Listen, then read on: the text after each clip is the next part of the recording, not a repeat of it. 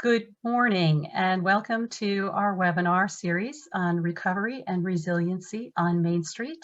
I am Kimberly Parsons Whitaker from Connecticut Main Street Center. Connecticut Main Street Center is the expert resource for developing and sustaining vibrant downtowns that fuel our state's prosperity. Our mission is to assess, to educate, to convene, and to advocate to develop and grow our traditional downtowns, our village centers, and our urban mixed-use neighborhoods. Given the impact of and challenges caused by the COVID-19 pandemic, our theme for our programming this year is recovery and resiliency on Main Street. Some brief housekeeping. Today's session will run approximately 1 hour. Please feel free to type your questions in the chat function as we go. We will monitor the chat box and have our panelists address questions when we pause for Q&A. A recording of today's session will be available on our website at ctmainstreet.org, as are all of our workshop archives. Also, you will receive a brief evaluation in the next day or so. We greatly appreciate your input as it helps us continually improve our sessions. For the planners out there today, evaluations, as you know, are required for AICP CM credits. And then for CCM members, welcome today. We will be holding our first CCM breakout session following this presentation at around 11 a.m. We'll take a short break, a restroom break at 11, and then we'll begin discussion with our presenters immediately after that. A quick thanks to our sponsors. We're very grateful. Our educational programs, Main Street Forums for the 21st Century, are sponsored by Webster Bank, Avangrid, and Farmington Bank Community Foundation. Our corporate sponsors, our corporate investors, are People's United Bank, Capital for Change, Windsor Federal, and M&T Bank. And Connecticut Main Street Center's founding sponsors are Eversource and the State of Connecticut Department of Economic and Community Development. And our growth partners are Avangrid and the Connecticut State Historic Preservation Office. Connecticut Main Street Center also has an important strategic partnerships, including our new partnership with the Connecticut Conference of Municipalities, for which CMSC is providing educational programs that qualify for the Certified Connecticut Municipal Official Program. And our AICP certification maintenance provider is FHI Studio. So thank you to you both. Today's program is Branding Windham, Engaging Community, Embracing the Future. And we all know that brand is more than a logo. At least I hope we all know that. And while the identification of your community assets informs your brand, the strongest destination branding is born out of meaningful engagement with the community. And that's why we've invited the town of Windham and FHI Studio to describe what led to their branding process and how their marketing strategies are being implemented. So it is my pleasure to introduce Jim Bolano and Yukshan Lee from the town of Windham, and Rachel Bright from FHI Studio. So thank you to you all. So I'm going to kick it off. Kim, I'll tell you, as we discussed to advance the slides. Again, I'm Rachel Bright, FHI Studio. We worked with the town of Windham on their branding and marketing initiative. Go ahead and advance, Kim. So I don't... yeah, there we go. I finally see the slide. It's a little bit of a lag, but that's okay. So I'm just going to go through a few of the items that we're going to be discussing today. So first of all, Jim is going to give you some context and background information to kind of let you understand what led to the branding initiative that Windham undertook. Then Yuki is going to delve into some detail about the community engagement process that was so pivotal in this project. And then I will go through some of the details of the actual brand development process, and then I'll pass it back over to Jim to wrap up with some of the more recent developments and the town's next steps. So Kim, you can go ahead and advance, and Jim can take it from here. Great, thank you, Rachel, and thanks Kim and Patrick and Connecticut Main Street for giving us this opportunity. I think this story to many of you out there, as I saw people popping into the webinar, will be a familiar story to most of you. In Connecticut town, manufacturing town with a historic Main Street. But what we'd like to transmit to you today is kind of our unique approach to this. So a lot of this will ring familiar with you, but we'll give you our unique take. Next slide, Kim. So let's talk about the town of Windham. It's a classic quiet corner, Northeast Connecticut town, colonial era, former farming community. In general, we'll talk about the distinction between Windham and Willimantic shortly, but it's fairly stable as far as economically. A strong retail sector, some manufacturing, kind of a smaller specialized manufacturing group. Its growth kind of develops slower, but more deliberately. And it's home to one of Connecticut's general aviation airports, Windham Airport, which we've had some successful events there over the last few years, pre-COVID, obviously. Next slide. Willimantic is a taxing district. It's a Victorian area, a mill town. You know, many of you are familiar with, I used to work in Danbury, which was the hat city. We were the thread city, a leader in production of thread. It's got a historic downtown. In the 1980s, the city of Willimantic merged with the town of Windham, and a lot of what we'll be talking about kind of centers around that merger. And in our promotion of the town, one of our challenges was to deal with that dichotomy. The housing values dropped, particularly after the largest employer left, the American thread mill. Again, not an uncommon theme. We are the home to Eastern Connecticut State University. I will say also we have a regional hospital, Windham Hospital, which is part of Hartford Healthcare in town. So those are some of our largest employers. And this point can't be underscored. A very proud history in Willimantic. And we'll see this division between Windham and Willimantic that we tried to overcome was evidenced by this kind of Willimantic history trying to work within the Windham marketing brand. Next slide.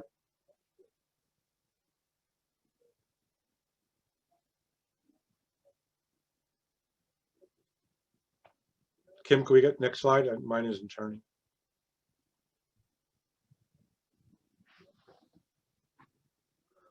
Okay, so let's talk a little bit about setting the table on what brought us to this this decision to do a strategic marketing plan. So two major factors contributed to the economic downturn. Again, things that you would be very familiar with. Number one was the loss of a major industry, which was really the town was dependent on, and that was the textile industry. Not an uncommon New England story. Textile industry moving to the south and then overseas and creating large unemployment and a vacuum for larger employers. And then, of course, the bustling Main Street that we're very familiar with in terms of New England downtowns. There was this flight to the suburbs and the malls, and both those hit Windham and Willimantic at basically the same time. Next slide. And so you have this community that once resembled this, a very active Main Street. You see two luxury hotels, depending what time you're talking about. If you're talking about the turn of the 19th to 20th century or the post-World War II boom, you had a very active community in both Willimantic and Windham. Also a visit by former President Theodore Roosevelt. Next slide. And so what was once that began to look like this. The abandonment of those luxury hotels, former that one in the upper right corner was a men's clothing store, very popular spot with apartments, fell into disrepair. That lower right is a Riverside Drive, kind of a back street, and an abandonment there, and then many businesses closing. Next slide, please. And so, and this was kind of the defining moment, once you hit bottom And this is the 60-minute story with defining as heroin town. And, you know, if you talk to many people in the community, they would have said, and they still say today, this was an unfair portrayal of Windham and Willimantic being painted with this tag, because you know, the heroin epidemic was more than just centered in Eastern Connecticut. It was all over. However, you know, in many cases, perception is reality to the outside. So whether it was true or not, it was something we had to deal with. So next slide. And this is kind of the good story. Once you hit bottom, there's only one place to go, and that's up. And so Windham, in reaction to this, implemented a number of measures. They adopted a lot of the zones that the state offered: opportunity zone, entertainment district, hub zone, neighborhood revitalization, and they tried to take advantage of that. Next slide. And one of the things they did back in the mid-2000s, the town, because of budget cuts, had vacated the Office of Economic Development. They kind of wiped out the department, and they gave that task to other functions, a volunteer economic development commission and the planning and zoning office. But after a 7-year departure in 2015, they decided to come back and recreate the office. I was hired at that time and brought in, and they felt it was, you know, time to tell a different story. Next slide. One of our main functions, and you see a list of them there, was to put the town back on the map. That's not only a conceptual idea, I can tell you that's very much a literal idea on how we put the town back on the map.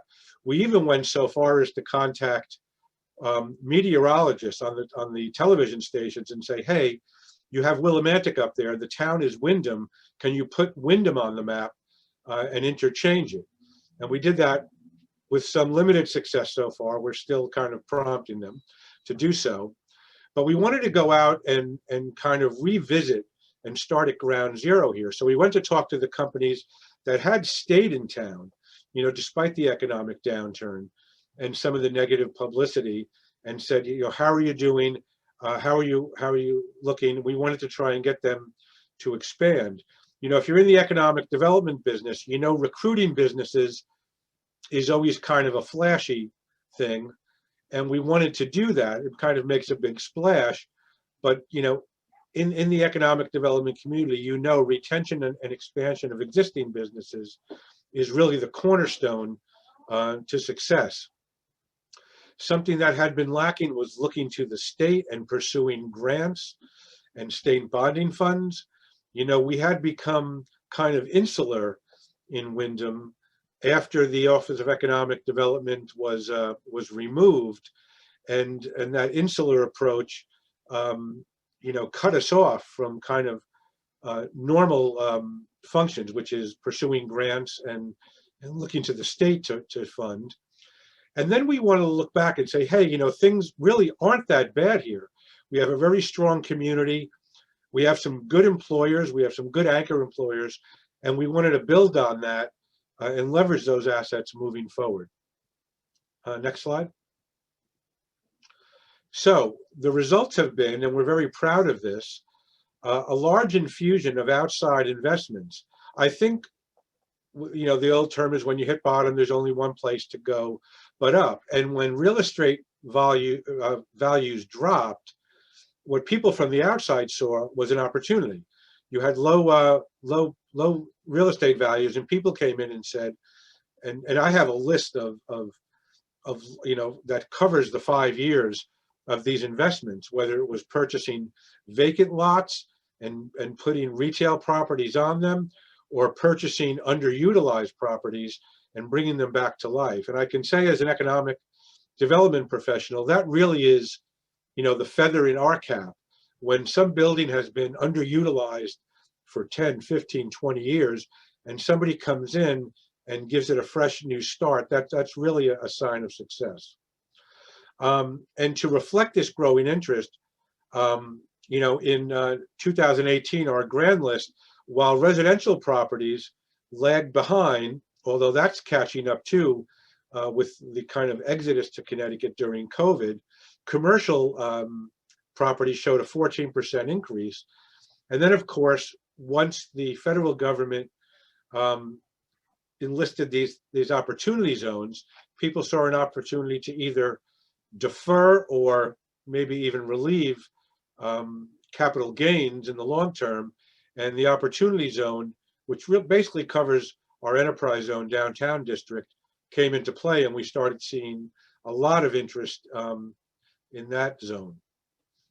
Next slide. And so what are the success stories? And let's give them a few of you here.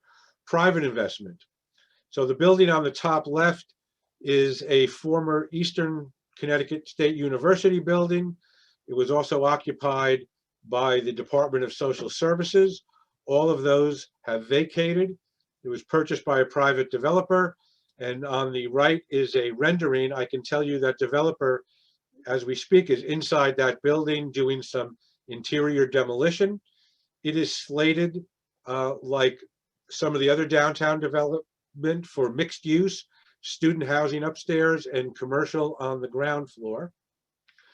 The building on the lower left is the, it's kind of the, whether it's notorious or famous or infamous, the Hooker and Hale buildings that were shown in the kind of the slides of, heyday to economic downturn. Those were also purchased by the same developer, and he plans on bringing those back to life. The rendering is on the right. The demolition of the Hooker building will take place within the next month as he's mobilizing his work at the Foster building above. And that's a rendering, once again, student housing upstairs. And I should talk a little about that. Not only is Eastern Connecticut State University in town, but UConn's main campus in Storrs is only about 8 or 9 miles up the road. And we see a lot of UConn students, a lot of graduate students seeking housing in the downtown. And so between those two, this investor in an opportunity zone saw an opportunity. So that's those are two success stories on the private side. Next slide, please. Oh, I'm sorry, there's one more here. So this is the Willie Bowl up in North Windham. So it's not just downtown success stories. It had sat there and looked like that for a number of years. The bowling alley was barely viable. The only thing that kind of thrived there was the bar on the right-hand side. Well, that was purchased by a Rhode Island investor. And on the right, you see that just recently opened was a Harbor Freight and a CubeSmart self-storage. So we're very excited and happy about that, that property coming back to life. Next slide. And of course, in our downtown, this to me was the first kind of resurgence that I saw here, and something that I really wanted to happen. So this was a shopping center on West Main Street, formerly a Stop and Shop. Then the top right picture, it was purchased by a not-for-profit, which does some excellent work in town, the Access Agency. But the property was Access Agency on one side, Salvation Army on the other. There had not been a lot of improvements to it. And that was kind of the look of this building with over 200 parking spots in the center of downtown. That's kind of what it looked like. And I had contacted the Planet Fitness franchisee, because I knew him from my days in Danbury, really trying to get them up here. But like most situations, we can do so much as economic development professionals. The town can do what it can on tax incentives, assist with permitting and zoning. But at the end of the day, you have to have a willing seller, a willing buyer, and they have to come to a meeting of the minds on price. And this center, came to fruition. It's almost 3 years now. But you see Dollar Tree on the left. There's our Planet Fitness, which made me very happy. On the right, we also have Moe's and Eblin's, which was taken out of an adjacent town in a mall there that was kind of struggling in that location. And this property has really come to life. Next slide, please.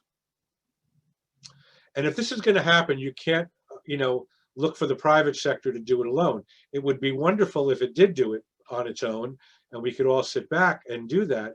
But in a downtown, and in a town that had an economic downturn and had some economic struggles, it's important to supplement private investment with public investment. And so what you see here on the top from left to right is a new senior community center. That's the rendering. It's currently under construction.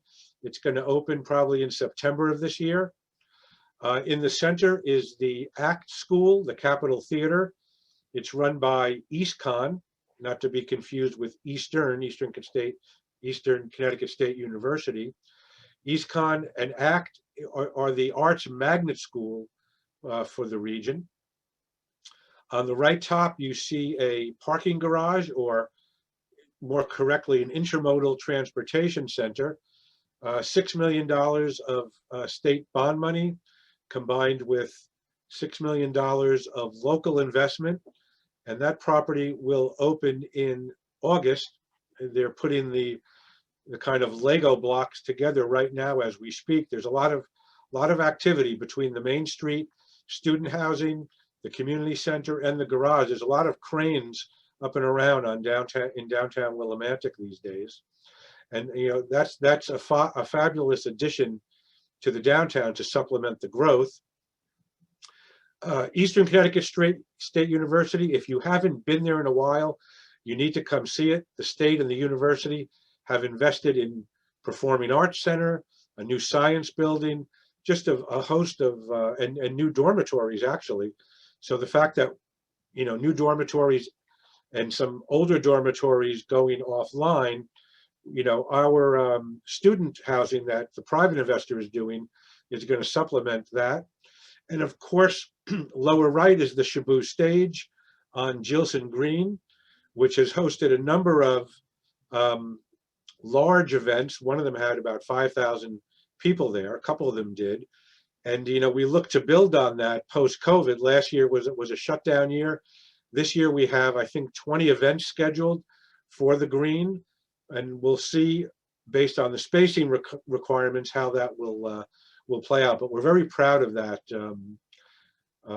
venue. Next slide. And so despite all these successes, can we sit back on our laurels and just do nothing? And the answer was no. So we went to the town council, and they were very supportive of this, as was our Economic Development Commission, to go into a 5-year action plan. We had seen other communities do this, and other communities start to do videos, and we thought we needed to step up to the plate and do this as well. And so we convinced the town to fund a 5-year action plan and a marketing and branding strategy that would move forward. We did an RFP. We chose Happily, FHI, to go lead us through this. Obviously, there was a component to it that had to engage the community. We couldn't sit back and say, gee, we know best in town hall, and we're going to move forward with this. We needed to embrace this very diverse community, diverse not only ethnically and racially, but economically, socioeconomically, business-wise, restaurants, arts, and get feedback from the larger group. So I think at this point, next slide, I'm going to turn it over to Yukshan Lee, and Yuki is going to talk about the first part of that community engagement for the branding campaign. Thank you, Jim. So I'm going to go ahead and talk about our community engagement process. At the town, we believe that the community engagement process is one of the most important aspects of the branding and marketing campaign. Next slide. As you may have heard from the previous slides, the town of Windham has made a lot of positive strides in the past years. And despite all of these positive strides that the town has made, there's still a lot of negative perception of the town. Other than the external perception of the town, one of the challenges we're trying to address in our campaign is how the town is perceived within its own community. Although we are very proud of our community, and as we should, but sometimes you may find even in your own community that we can be our biggest critic. And like many communities in Connecticut, Willimantic was once its own city. It was incorporated with the town of Windham in 1983, which separated the town into an urban, suburban, and rural area. And as a result, there's an inherent geographic and socioeconomic division between Windham and Willimantic. Even today, most people in Connecticut do not know that Willimantic is part of Windham. Next slide. One of the goals of the branding marketing campaign is to emphasize the positive and overcome the negative perceptions from both internal and external. What we mean by a brand identity is how we want the town to be perceived, and what we mean by a marketing strategy is how we implement and go about delivering the message and the brand.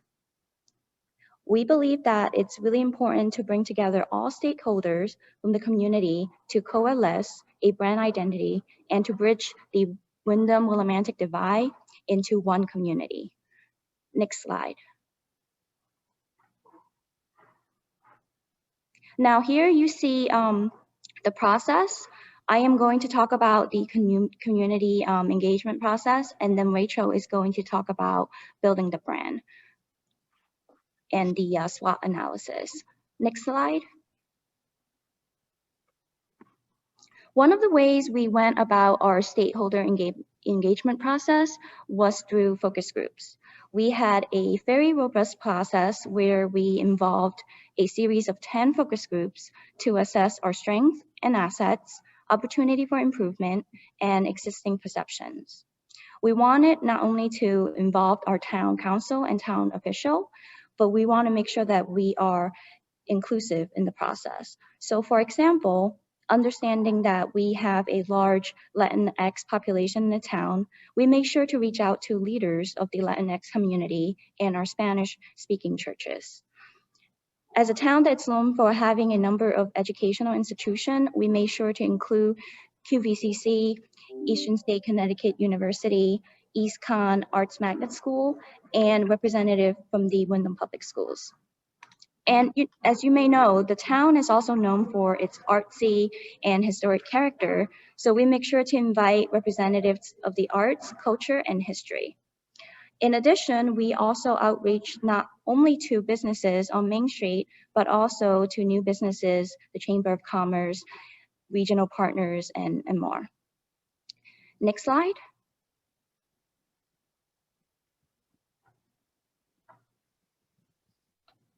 Next slide. We receive a lot of feedback from our 10 focus group, and the focus group actually revealed a lot of positive aspects of the town, such as how the town has a lot of great assets and how it has good bones.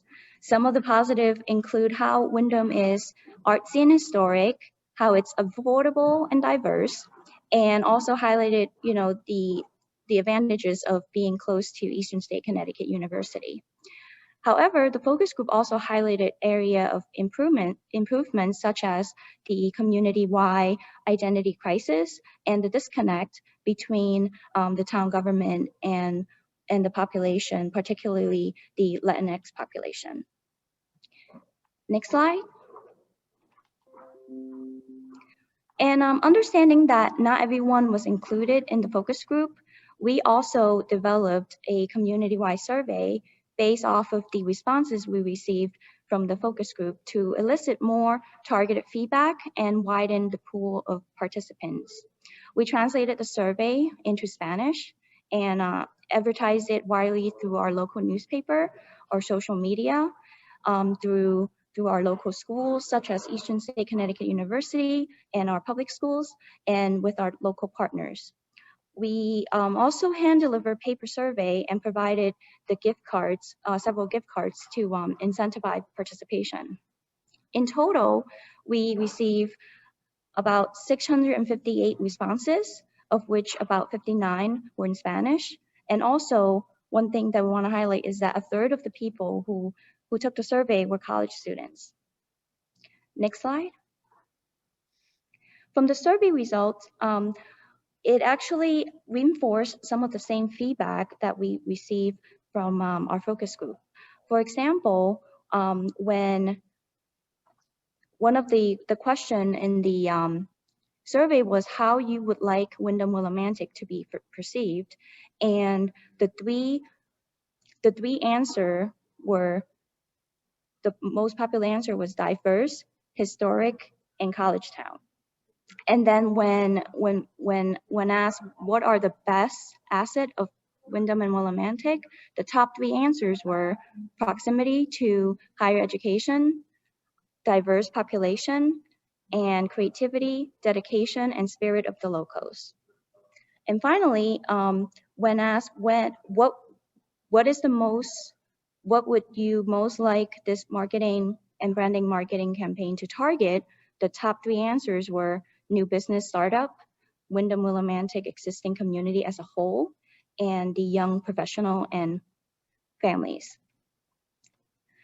So now I am going to turn the presentation to Rachel, who is going to discuss how the engagement process helped build our brand.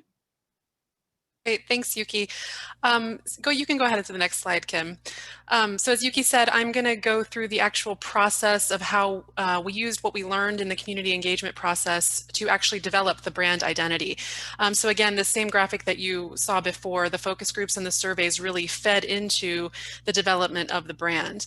Next slide. So the first thing that we did was a SWOT analysis. So anybody who's unfamiliar with this term, SWOT stands for strengths, weaknesses, opportunities, and threats. So, everybody can kind of understand that, half of those are positive, half of those are negative, and then it's broken up as to internal and external. You go ahead to the next slide, Kim. I'll go through these pretty quickly because they were somewhat covered in what Yuki mentioned as far as the feedback from the community engagement. But again, the strengths, the proximity to the university is a really big strength for the community, as well as the diversity of the population and this kind of intangible spirit of the local population, as well as affordability, historic assets, and then the kind of artsy, funky character of the town. Next slide. So weaknesses, again, the identity crisis or the divide between Windham and Willimantic is something that a lot of people are aware of and know that is a problem. The disconnect or lack of communication between the town government and the population, and this particularly came out in the Latinx population. A lack of jobs, and then negative perceptions of both the public school and the town as a whole. Next slide. Opportunities.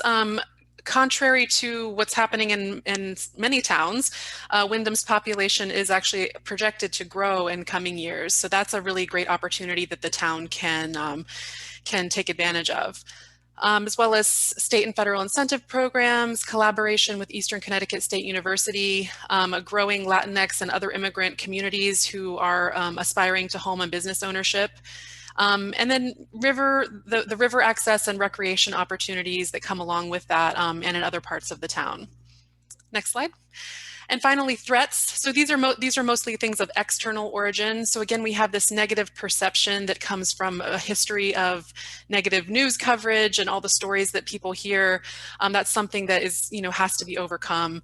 A lack of jobs or major employers, a lack of transportation and highway access. So for those of you who aren't familiar with where Windham is located, it's a little bit off the beaten track. There's not an interstate highway or rail, interstate rail lines that pass through there. So that can be a challenge for businesses, as well as potential changes in state funding for education and other funding sources. Next slide. So the purpose of doing a SWOT analysis, it's really just a way of kind of organizing our thoughts and, synthesizing a lot of information into something that we could move forward with to build a brand. So the goal of the SWOT was the goal of the brand development, the marketing strategy using the SWOT is to build on the strengths, improve on weak areas, take advantage of opportunities, and try to mitigate against threats. So obviously a brand is not going to be able to do all of those things single-handedly, but the idea is that it would be part of the puzzle piece. It would be a puzzle piece of, part of the things that the town is doing to try to deal with some of those, or build upon those strengths and deal with some of the threats and the weaknesses. Next slide. So, building on the SWOT analysis, we started to think about the kind of creative process of actually developing a brand identity. So We wanted something that would be adaptable to a visual design and that could be targeted to both local residents as well as people thinking about moving to Windham or starting a business in Windham. So we came up with these three potential themes. The first one was Windham Rising, and so this would have the brand focusing on this idea of resurgence and revitalization, taking advantage of the population increase and the sense of optimism and hope. It would view diversity as a strength, and try to capture some of those unique characteristics of the town and that intangible spirit that exists within the population. Another option was Have It All, which would kind of focus on the fact that the town has both a quaint downtown and also suburban and rural areas. It's kind of a best of both worlds type of thing. As well as Historic Charm was the third option that we looked at. And the history of the town and the historic assets came through in the community engagement process is really important to some people. And the town has a really great stock of Victorian architecture. And there's also, as Jim mentioned, businesses coming in revitalizing old spaces. So the history, is definitely an important piece of that. So we put these three options before the town, and they chose the Windham Rising theme, and I think it was a pretty easy choice. Everybody was kind of thinking that anyway. It was kind of where we were all, our minds were all going anyway, but it was nice to kind of have some options so that we could kind of wrap our heads around where we wanted to go. Next slide, Kim. And you can go ahead and click again, Kim. So here's just a few of the branding options that we put forward to the town. We went through a pretty long iterative process, design process, coming up with some ideas for the visual identity, the visual aspect of the brand identity. So you can see that all of these, they have a lot in common. They all kind of feed into that idea of rising up. We used a lot of the arc shape, which evokes upward movement, upward trajectory. We tried to keep the look and feel of the brand very kind of upbeat and fun, almost whimsical and quirky, because that's kind of the character of the town, especially the downtown, is very kind of artsy and quirky. We tried to give the town some options for a tagline that are, again, based on that Windham Rising theme. So we have, proud past, bold future, upward together, so on and so forth. You can see some of the options include a nod to the historic architecture. Some of the options include stylized people, just because, that intangible spirit of the locals kept coming up that people really cared about. So, we tried to kind of pull that all together in a creative visual way that would kind of encompass that whole feeling of Windham Rising. Next slide. So another thing that you might have noticed from the previous slide is a lot of the options have something in common, and it's the frog. So you might be wondering what's with the frog.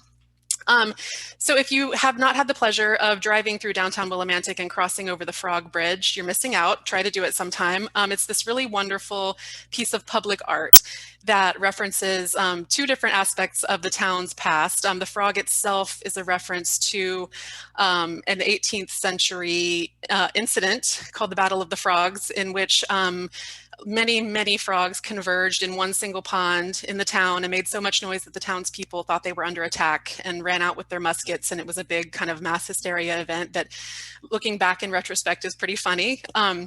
And then the frog is sitting on a spool of thread, which, as you recall from Jim's presentation, the downtown of Willimantic specifically was a big thread producer during the industrial era. So this is something that's kind of an iconic landmark in the town. And we got feedback in the focus groups and the surveys. Some people love the frog, some people don't like the frog. Ultimately, we all just kind of agreed that the frog was such an iconic, special, unique piece of the town's landscape that it made sense to include it. So next slide. Drum roll, this is the logo and tagline that were ultimately developed and chosen by the town. So as you can see, it does include the frog on the spool of thread. It has a kind of whimsical and quirky characteristic, the design itself. It's emblematic of that unique landmark, and it also represents the industrial and natural history of the town. The design includes that idea of resurgence and upward trajectory, using that kind of arc shape to do that. The tagline, obviously the endless opportunity part is kind of self-explanatory, but the one community that part of the tagline was really important because it really speaks to that Windham Willimantic divide that the town is kind of trying to bridge, and emphasizing that they are one community, and that they can kind of coalesce around something together. And beyond the logo mark itself, we thought a lot about the colors, and ultimately the colors ended up being kind of almost a counterbalance to the whimsical, quirky design. So the colors are a little bit more traditional and reflect that kind of Connecticut tradition and stability. And then paired with a more fun, vibrant palette of accent colors. Next slide, please. So from the development of the logo and tagline itself, obviously a brand is not just a logo. So we had to really start thinking about how the town would be using this logo in starting to actually tell its story and get its message out.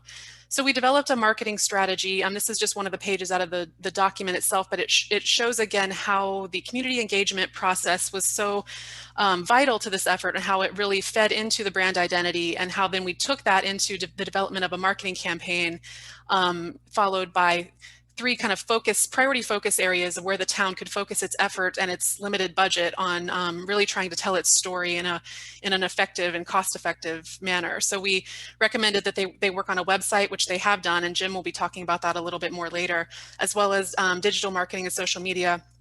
And then higher education engagement. So really trying to build that partnership with Eastern Connecticut State University and other higher education institutions that are nearby. Next slide. So the marketing campaign we developed is called Windham Find Out Why. And what you see on your screen are just 2 prototypes that we developed for what the town could do with social media advertising. So these were just ways in which the town could spotlight potentially specific businesses or specific types of businesses. So the one on the left, there happens to be a wonderful little cupcake shop in downtown Willimantic. And so we use that as an example of how how the marketing campaign could spotlight a particular business, but it could also be, you know, a type of business or something like that. And then on the right is the idea of spotlighting individual people. So this could be local residents or local business owners kind of saying what they love about Windham, why they choose to have a business there, why they think other people might want to open a business there. Next slide, please.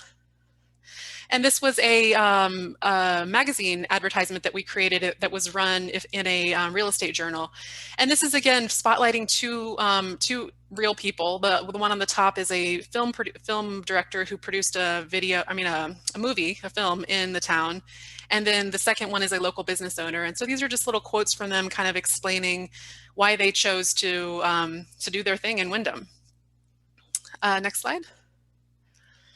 So one of the ways that the town chose to start launching its marketing and actually telling its story through its brand identity was through television advertising. And so I will say that FHI Studio, my company, was not directly involved in producing these advertisements, but I just wanted to talk to you about them because they did come directly out of the marketing strategy and the marketing campaign that was developed for this.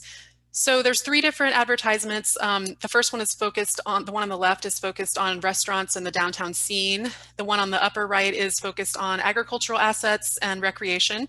And then the one below that is focused on Eastern Connecticut State University and downtown shopping. And the one on the left that is about restaurants was also produced in Spanish. And these were run last fall. They did a run over a couple of weeks on some local television stations, as well as, correct me if I'm wrong, Jim, but the Spanish one was on Telemundo. Right. Is that correct? Okay. So we have enough time. They're only about a minute long, so we're actually going to show 2 of them to you right now.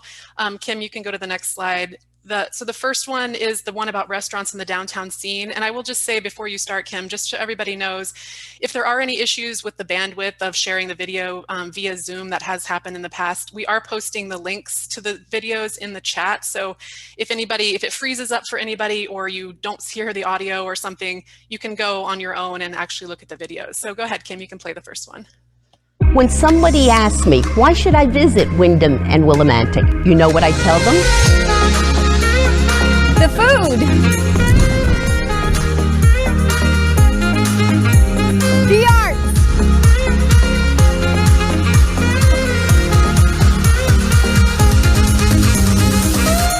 And the beer. So, why come to Windham? Find out why. Find out why. Find out why. When somebody asks me, why should I visit Windham and Willimantic? You know what I tell them? Kim, go to the next slide. The food. Yep. Sorry, I think it kind of automatically plays.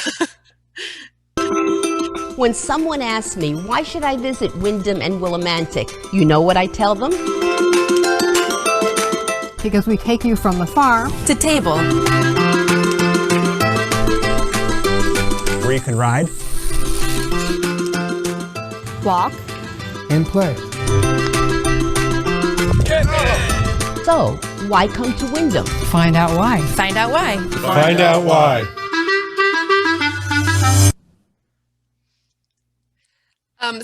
There was a little bit of a lag on the video on my end, sharing from Kim's screen. So I do encourage all of you to go to the YouTube links that you find on the chat and just see those videos, because they're really great, and they really illustrate how the town is starting to tell their story and really get their brand identity out in front of people. So I'm just going to pass it back to Jim. He's going to talk about a few of the more recent developments and next steps. Sure. Thanks, Rachel. And, you know, just so all of you know, FHI did a fantastic job in this comprehensive strategy. You know, we think we can kind of go through this piecemeal, and we all think we know what's best for our communities. To a large extent, we do.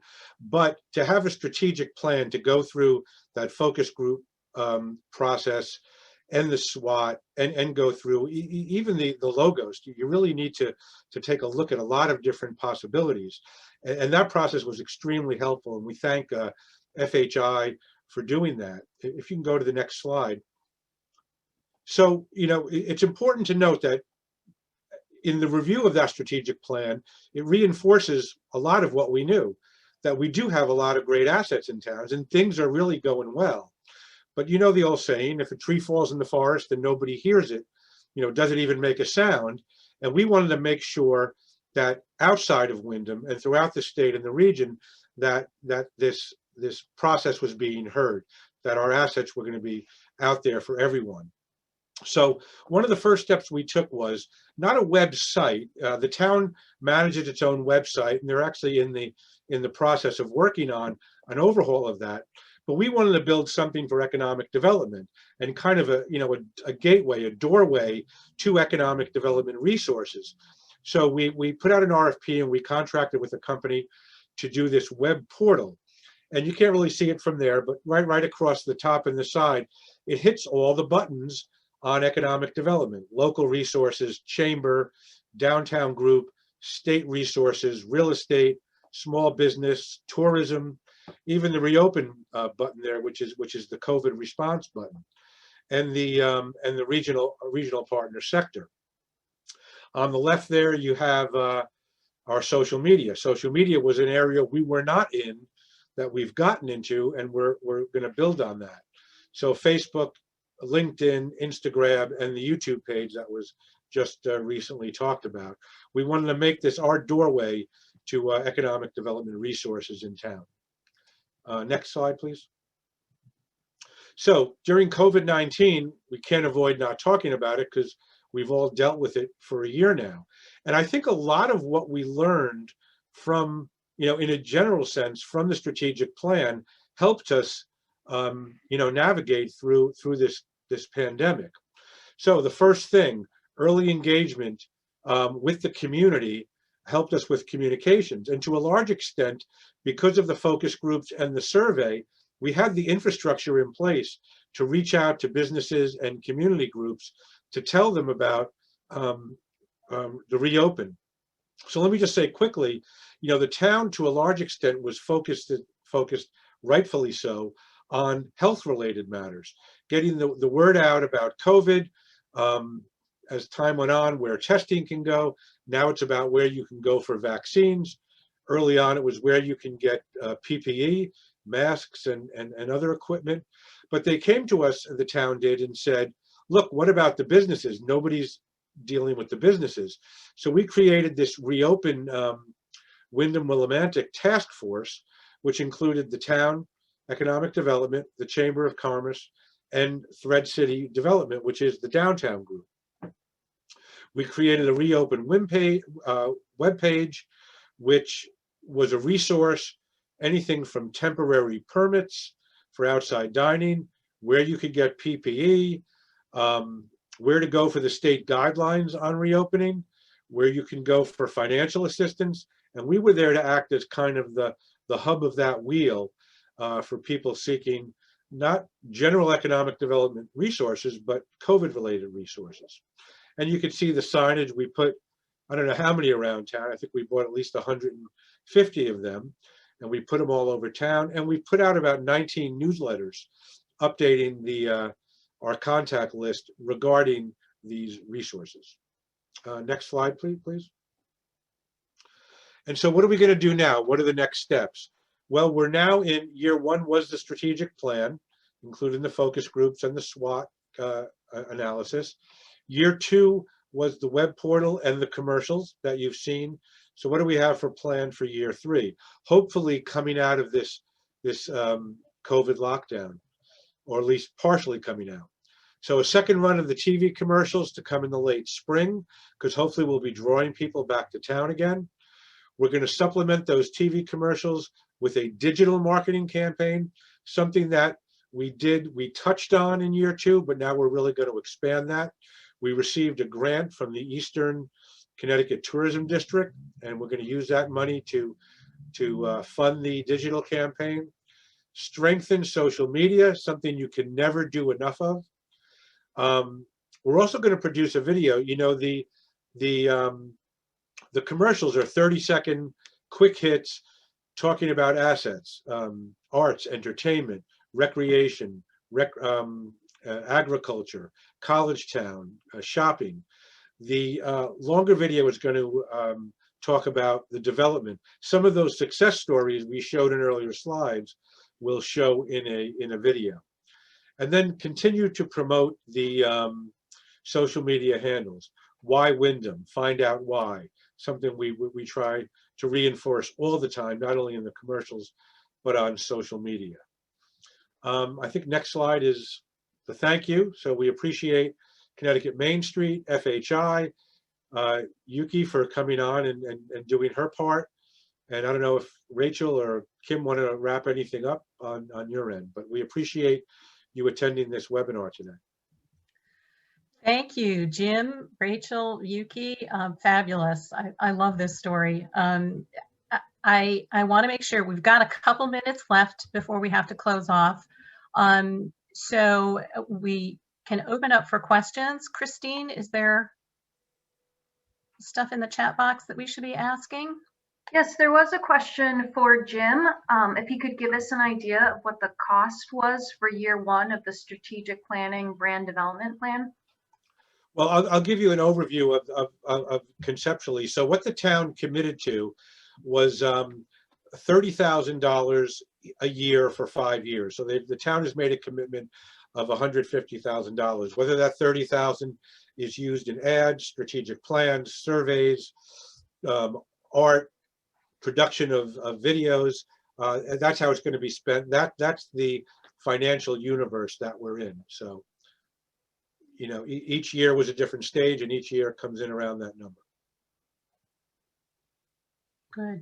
Good, excellent question.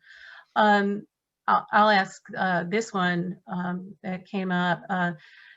In evaluating the success of the campaign so far, you know, COVID obviously factors into it, but how do you know, or will you know, if the messaging is resonating? Are you doing follow-up surveys to get citizen feedback? How are you dealing with feedback? So one of the things about it, I think, a social media presence is you get automatic feedback. People aren't shy. For the good and the bad, they're happy when we post something, and everything we post is really related to the strategy. You know, whether we're showing the new parking garage going up, or somebody bought an investment property, or an old building comes back to life, we're posting that. So we're getting anecdotal feedback.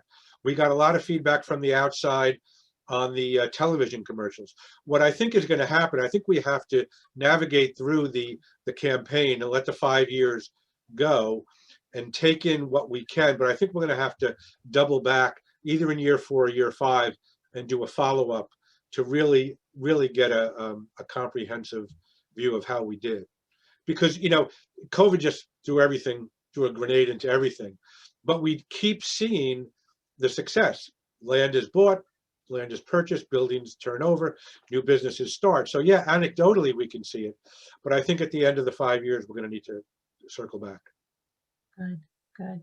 Thank you.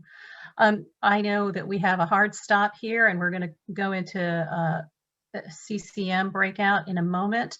But once again, thank you so much to Jim Bolano, Yuki, Rachel from FHI. Thanks for telling your story.